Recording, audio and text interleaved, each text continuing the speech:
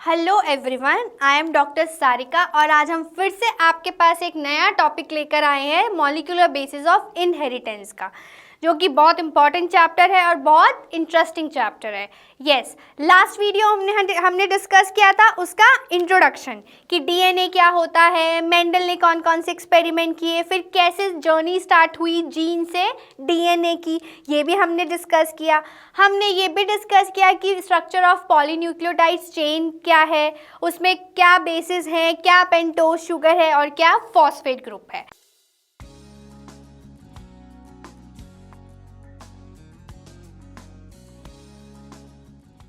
अब सबसे पहले हम बात करते हैं कि डिफरेंस क्या है डीएनए और आरएनए में। दैट मीन्स स्ट्रक्चरल डिफरेंसेस की बात करें अगर हम, तो कुछ स्ट्रक्चरल डिफरेंसेस देख सकते हैं और कुछ फंक्शनल डिफरेंसेस देख सकते हैं।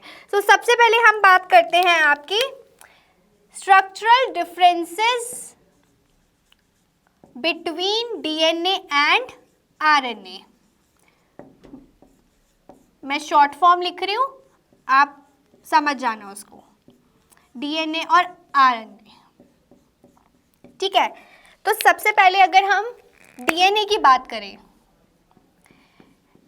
इस तरीके से लिख लेते हैं, आपको क्लियर हो जाएगा। सो पहला स्ट्रक्चरल डिफरेंस क्या है डीएनए और आरएनए में। डीएनए के केस में जो शुगर प्रेजेंट होती है उसको हम डीऑक्सी डी राइबोस बोलते हैं। आपने ऑलरेडी स्ट्रक्चर भी देखा है, मैंने लास्ट वीडियो में राइबोस और डीऑक्सी राइबोस का स्ट्रक्चर भी बताया था आपको।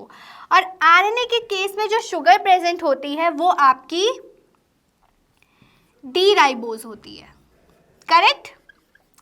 अगर हम सेकेंड स्ट्रक्चरल डिफरेंस की बात करें तो बहुत इजी है, बहुत इंपॉर्टेंट भी है। आपको मालूम है कि DNA has double stranded alpha helical structure. DNA has double stranded alpha helix structure, right? और आप अभी भी देख सकते हैं, यहाँ पे डायग्राम ड्रॉ किया हुआ है, ये डबल स्ट्रैंडेड है। लेकिन आरएनए क्या होता है, आरएनए आपका सिंगल स्ट्रैंडेड होता है। यस, उसमें सिर्फ एक स्ट्रैंड आएगा आपका, डबल स्ट्रैंड नहीं आता।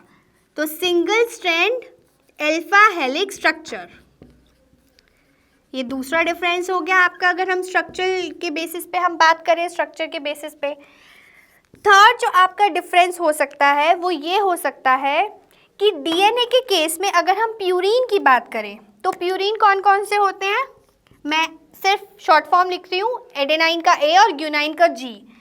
एडेनाइन और guanine as purine basis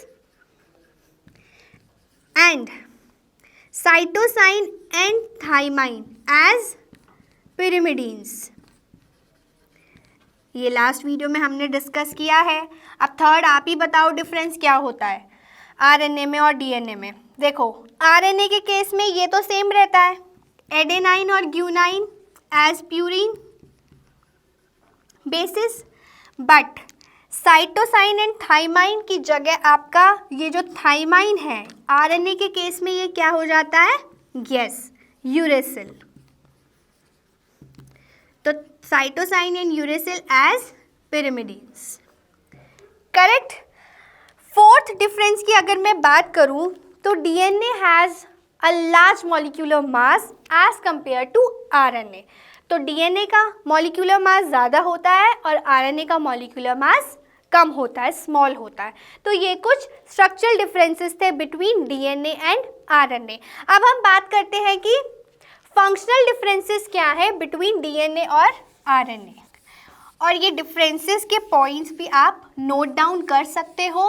in case अगर एग्जाम में आ गए तो आपको मालूम होगा कि डीएनए और आरएनए में स्ट्रक्चरल डिफरेंस क्या होता है और फंक्शनल डिफरेंस क्या होता है। तो अगर मैं फंक्शनल डिफरेंस की बात करूं बिटवीन डीएनए एंड आरएनए, तो पहला सबसे इंपॉर्टेंट डिफरेंस क्या है, DNA has unique property of, क्या करता है ये, रेप्लिकेशन। ये तो हम सबको ही मालूम है, डीएनए अपनी कॉपी बनाता है, हमने कितनी बार, आई थिंक इस चैप्टर से अगर प्रीवियस चैप्टर की बात करूँ तो उससे पहले भी हम लोग डिस्कस कर चुके हैं कि डीएनए अपनी कॉपी बनाता है ड्यूरिंग सेल डिवीजन, राइट। और आरएनए के केस में अगर मैं बात करूँ तो it does not replicate, RNA replicate नहीं करता, राइट। नाउ अगर मैं नेक्स्ट डिफरेंस की बात करूं डीएनए और आरएनए में, तो DNA controls the transmission of hereditary effects, right. और उस केस में आरएनए क्या करता है, अब क्योंकि तो डीएनए कॉपी बनाता है इसलिए वो हेरिडिटरी इफेक्ट भी ट्रांसमिट करता है ना, उसको भी कंट्रोल करता है, बट आरएनए तो रेप्लिकेट नहीं करता है। तो आरएनए क्या करता है, it controls the synthesis of protein. अब ये प्रोटीन कहाँ से आ गया, अभी तक तो हमने प्रोटीन के बारे में कुछ पढ़ा ही नहीं था, है ना। तो बेसिकली हम जब हेरिडिटी की बात करते हैं तो क्या हेरिडिटी में आता है, हम लोग पढ़ चुके हैं ये ऑलरेडी, और 10th में भी आपका ये चैप्टर जिसमें हमने डिस्कस किया था हेरिडिटी और इवोल्यूशन वाला, राइट। हेरिडिटी में आपके पेरेंट्स से ऑफस्प्रिंग की अगर मैं बात करूं तो क्या क्या हेरिडिटी होती है, कौन कौन से जीन्स इनहेरिटेड होते हैं। जैसे आपके पेरेंट्स से आपका आई कलर मैच कर सकता है, आपका स्किन टाइप मैच कर सकता है, आपका हेयर कलर मैच कर सकता है, आपका कुछ भी, मतलब कि जो भी हेरिडिटी आप पेरेंट्स के अंदर है वो ऑफस्प्रिंग के में जा सकती है।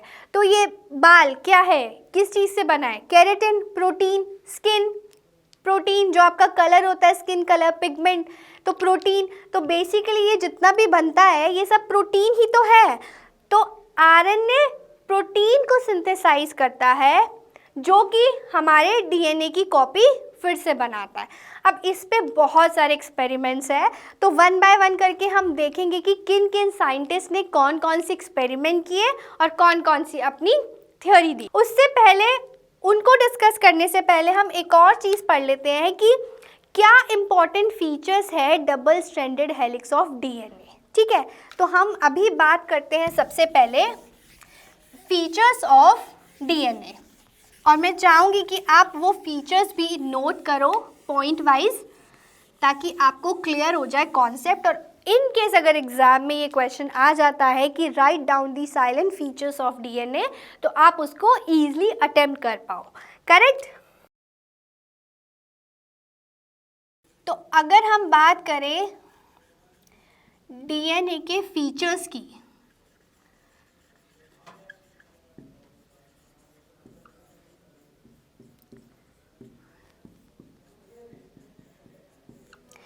तो पहला फीचर क्या है इसका, मैं बोल रही हूँ, आप नोट डाउन भी कर लो। देखो, जो दो पॉलीन्यूक्लियोटाइड चेन होती हैं, ठीक है, मैंने आपको न्यूक्लियोटाइड चेन के बारे में बताया, जो डीएनए बनता है वो repeating units of nucleotide chain बनता है, right. So two polynucleotide chains wrap around each other where the backbone is constituted by sugar phosphate group and bases project inside। Last video की अगर हम बात करें तो मैंने डायग्राम आपको बना के दिखाया था कि किस तरीके से पेंटोज शुगर और बेसेस कनेक्ट होते हैं थ्रू ग्लाइकोसाइडिक बॉन्ड, और पेंटोज और फॉस्फेट ग्रुप कनेक्ट होते हैं थ्रू फॉस्फोडाइस्टर बॉन्ड। तो यहाँ पे जो मेरा पहला पॉइंट है वो ये है कि two polynucleotide chains wrap around each other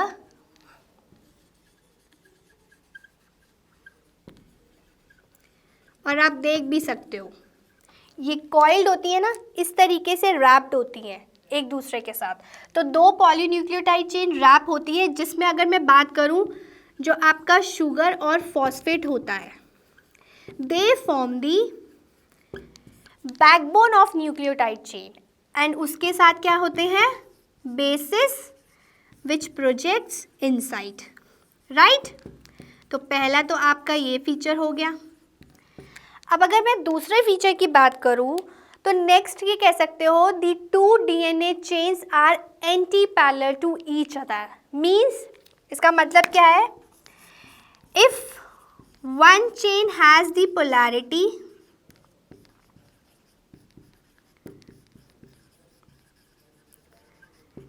3' to 5', अगर एक चेन की पोलैरिटी आपकी 3' to 5' है, दैट मीन्स जो दूसरी चेन होगी, the other chain has 5' to 3', तो ये एक दूसरे के एंटी पैरेलल हो गए। ठीक है, अब अगर मैं थर्ड पॉइंट की बात करूँ, थर्ड फीचर की बात करूँ, तो जो बेसिस होते हैं they are joint together through hydrogen bonding. यहाँ पे आप देख सकते हो adenine form 2 hydrogen bond with thymine and cytosine form 3 hydrogen bond with guanine.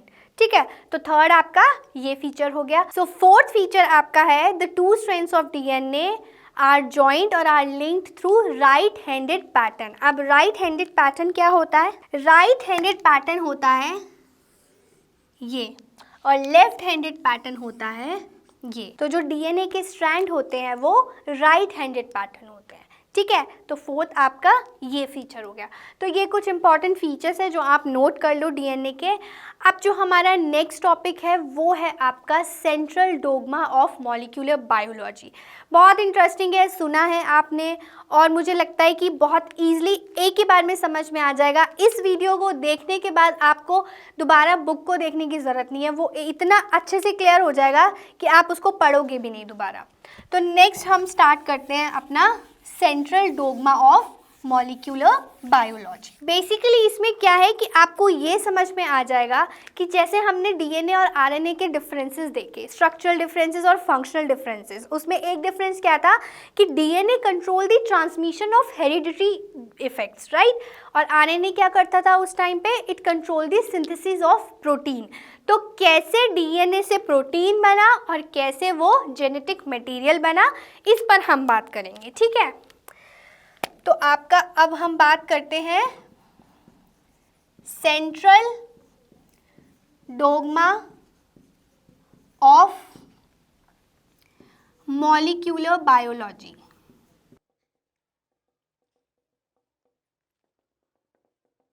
And trust me, अगर एक बार ये वीडियो इस चैप्टर की आपने अच्छे से देख ली और समझ लिया तो वो दिमाग से कभी जाएगा नहीं दोबारा आपके, इस बात की गारंटी है। ठीक है, तो central dogma of molecular biology की अगर हम बात करें तो किसने प्रपोज किया था फर्स्ट टाइम? Francis crick। और आपको पता है कि crick कौन है? 1958 में फ्रांसिस crick ने ये central dogma of molecular biology propose किया। Who was the discoverer of the structure of DNA? Discoverer of the structure of DNA. तो ये भी एमसीक्यू में क्वेश्चन आ सकता है कि स्ट्रक्चर ऑफ डीएनए किसने डिस्कवर किया था? फ्रांसिस crick ने डिस्कवर किया था। हमने वॉटसन एंड crick वाला देखा है ना कि डीएनए सबसे पहले क्रैक किसने किया था? वॉटसन एंड crick ने किया था। ठीक है, तो चलो अब सेंट्रल डॉग्मा की बात करते हैं। एक छोटा सा डायग्राम बनाती हूँ, उससे तो फिर पूरा ही क्लियर हो जाना है आपको कि ये है क्या, मुझे एक्सप्लेन करने की भी ज़रूरत नहीं पड़ेगी। ये आपका डीएनए है, डीएनए से आरएनए बनता है और आरएनए से प्रोटीन बनता है, बस यही तो आपका सेंट्रल डोग्मा है। अब कैसे है वो देखो। सी, आपको मालूम है डीएनए रेप्लिकेट करता है, राइट हैंडेड पैटर्न में। उसके बाद जब डीएनए से आरएनए बनता है तो उसको हम बोलते हैं ट्रांसक्रिप्शन, और जब आरएनए से प्रोटीन बनता है तो कैसे बनता है? ट्रांसलेशन। अब इसको समझो, देखो, basically this theory explain about how the flow of genetic material occurs in a biological system. So this diagram explain how DNA replicates, right, and then get converted into messenger RNA. यहाँ पे basically हम इसको ऐसे represent करते हैं, small m RNA, messenger RNA. Now this messenger RNA is translated to form proteins. ठीक है, तो ये है आपका central dogma of molecular biology. अब इसको स्टेप वाइज स्टेप मैं बोलती हूँ, आप उसको नोट डाउन करते जाओ कि किस तरीके से होता है।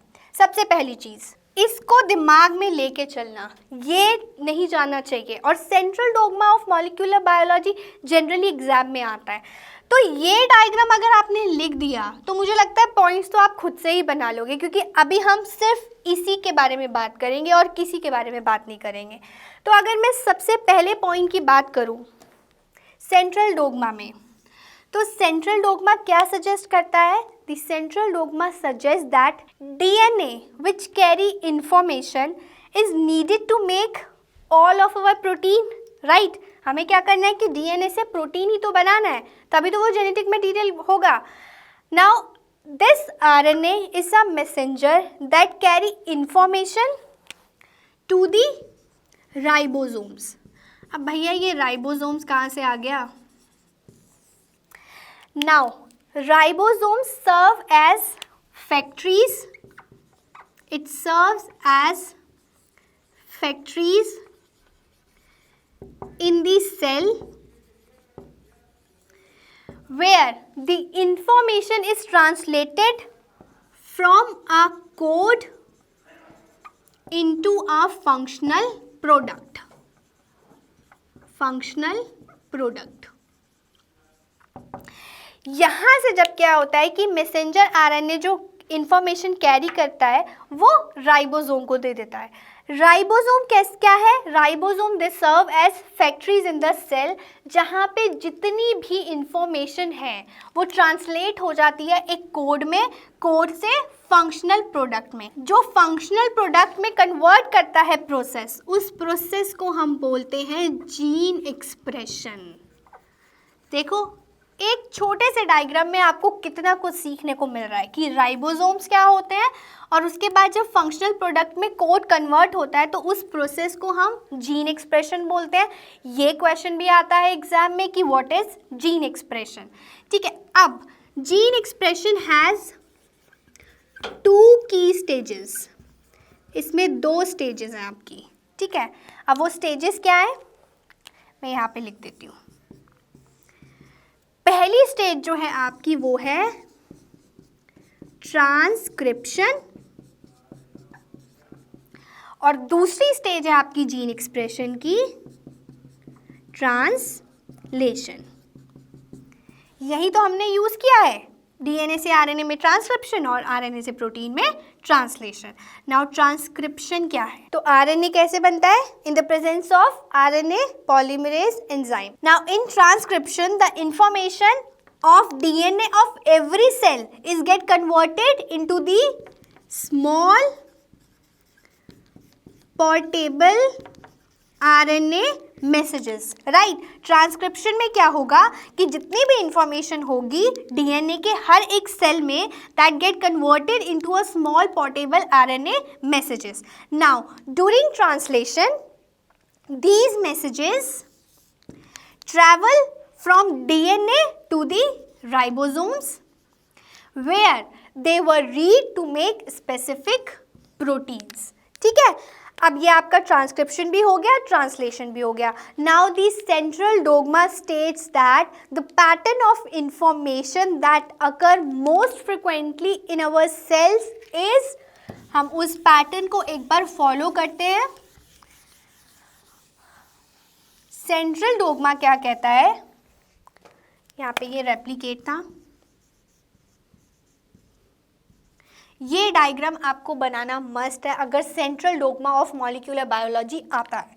ठीक है, तो एक समरी के फॉर्म में हम बता देते हैं कि the central dogma suggest that the pattern of information that occur most frequently in our cell is, first step की अगर मैं बात करूं, from existing DNA to make new DNA। पहला स्टेप हमारा यही था, तो इस स्टेप को क्या बोलते हैं? Replication, right. अब सेकेंड स्टेप की अगर हम बात करें तो सेकेंड स्टेप क्या है? From this DNA to make new RNA, और इस प्रोसेस को हम क्या बोलते हैं? Transcription, right. नेक्स्ट स्टेप जो आपका आता है, third step, from this RNA to make new proteins और स्पेसिफिक प्रोटीन्स, और इस प्रोसेस को हम क्या बोलते हैं? ट्रांसलेशन। क्लियर? तो this is all about the central dogma of molecular biology. तो आज की क्लास में आपने क्या क्या पढ़ा? आपने पढ़ा कि स्ट्रक्चरल डिफरेंसेस क्या थे डीएनए और आरएनए में, फंक्शनल डिफरेंसेस क्या थे डीएनए और आरएनए में, इम्पॉर्टेंट फीचर्स क्या है डीएनए के वो भी आपने अच्छे से स्टडी किया, और हमने एक बहुत ही अच्छा एक्सपेरिमेंट और बहुत ही अच्छा टॉपिक डिस्कस किया जो था central dogma of molecular biology. अब नेक्स्ट वीडियो में हम कुछ और इंटरेस्टिंग एक्सपेरिमेंट्स के साथ आएंगे। Till then keep revising.